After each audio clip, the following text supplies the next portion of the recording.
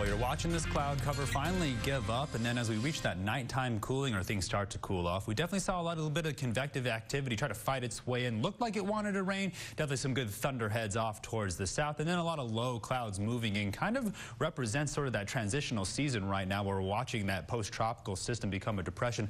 Looking at the temperature change over the last 24 hours, you can kind of figure out when that sort of activity made its way into the Concho Valley. Then we shot up 10 degrees, then another 10 degrees up into those lower 90s, and we're cooling off pretty nicely right now. 86 right now in San Angelo. Everybody else joining us in a combination of those 80s, if not those upper 70s across the entire region right now. Looking like 8 degrees, if not 10. Pretty close right now, but of course got a lot of activity off towards the east, keeping that temperature spread pretty wide across the entire region. 79 up there in Robert Lee and Ballinger. 86 down there in Ozona. That's going to be the hot spot across the entire region right now. And then things are starting to dry out. Now, as we make our way into this evening, we're watching those dew points push back up into those 40s and those 50s, while again the humidity indices are very similar and close in that same range. Pretty standard. This is where we were last week before that hurricane made its way in from the Gulf Coast region. Right now, we're watching this area as this high pressure starts to build back in by the middle of this week. You're going to watch it take over the entire southern portion of the United States, and that's going to warm that ocean water right back up. And now we're going to see how much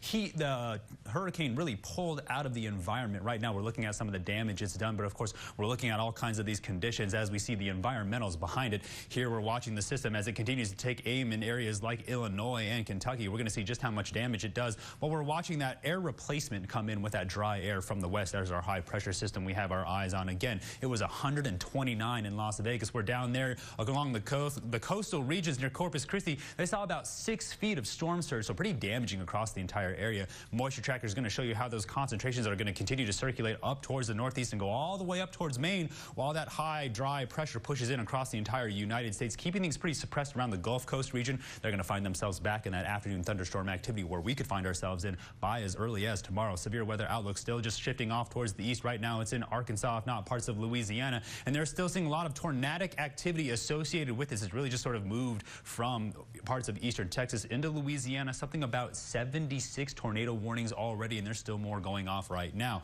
Going to take one more good look at Tropical Depression Beryl as it starts to make its way off towards the northeast, becoming post-tropical, and then finally becoming a depression, if not a low pressure area. Once it reaches the Great Lakes, right now winds are about 35 miles per hour. Still moving to the northeast about 17 miles per hour. So things are calming down, but across the entire state of Texas, we're going to see some early morning thunderstorm activity try to fight its way in from the west. Things are going to calm down by about that lunchtime after. Then again, we're seeing that afternoon thunderstorm pattern as that high pressure tries to push its way in. Probably some more activity around the panhandle with some breezier conditions associated with it, but nothing too severe that we need to worry about. Things are only going to continue to dry up from there. So tonight back down into those 70s, still on the lookout for some of that light rain. Then tomorrow morning, still on the lookout for some of that light rain, but it's going to get all the way up into those upper 90s. So again, let's get ready to drink lots of water, make sure that cooler is all cleaned out and replaced with lots of fluids as we're getting ready for a very hot week. But it's not going to push up past those middle triple digits. We're going to gradually warm back up there. We're going to hold around those 90s. We'll see if it doesn't get any hotter as we make our way through this week.